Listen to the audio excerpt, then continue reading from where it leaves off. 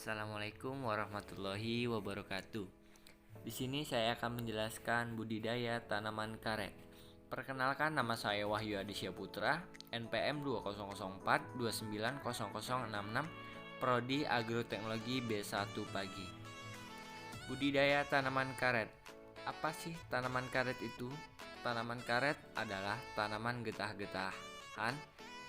Dinamakan demikian karena golongan ini mempunyai jaringan tanaman yang banyak mengandung getah atau lateks, dan getah tersebut mengalir keluar apabila jaringan tanaman terlukai.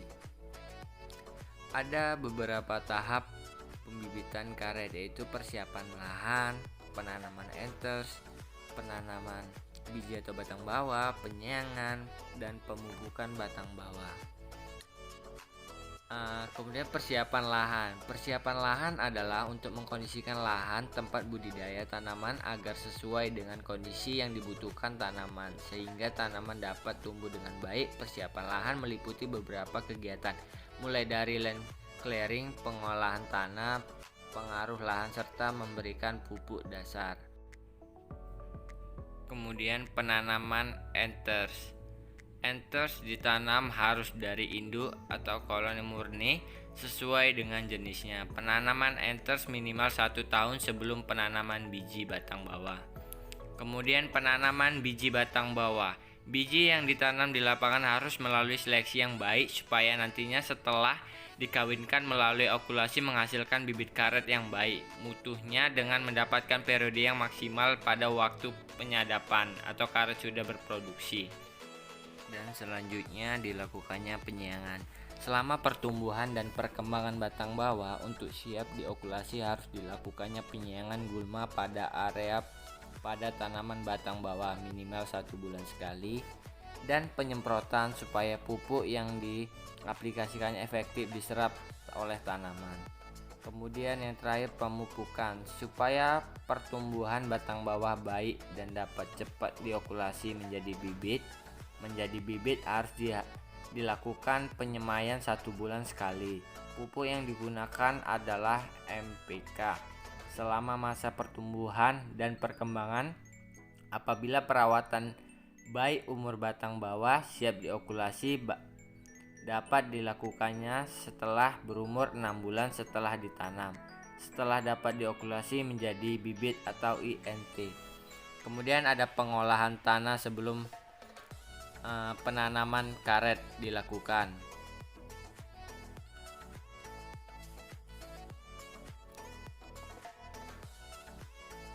Setelah pengolahan tanah, penanaman karet di lapangan sehingga tanaman karet subur.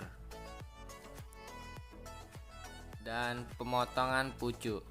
Pemangkasan tajuk bertujuan untuk menekan pertumbuhan batang bawah tanaman karet. Pemangkasan juga bertujuan menghambat pertumbuhan lilit batang. Pemangkasan dilakukan secara manual dengan ketentuan yang sudah ditentukan pada tanaman karet. Penyadapan tanaman karet. Penyadapan merupakan salah satu kegiatan pokok dari pengusahaan tanaman karet. Tujuan dari penyadapan karet ini adalah membuka pembuluh lateks pada kulit pohon agar lateks cepat mengalir. Kecepatan aliran lateks akan berukuran apabila tekanan cairan lateks pada kulit berkurang. Kulit karet dengan ketinggian 260 cm dari permukaan tanah merupakan bidang sadap petani karet untuk memperoleh pendapatan selama kurun waktu sekitar 30 tahun. Oleh sebab itu, penyadapan harus dilakukan dengan hati-hati agar tidak merusak kulit tersebut. Jika terjadi kesalahan dalam penyadapan, maka produksi karet akan berkurang. Kemudian adapun hasil dari penyadapan, yaitu pengambilan getah yang sudah disadap yang dinamakan pengeluman. Pengeluman ini dilakukan setelah penyadapan selesai. Pengeluman ini dilakukan di pagi hari agar lateks yang sudah pada tempatnya tidak terkena air hujan.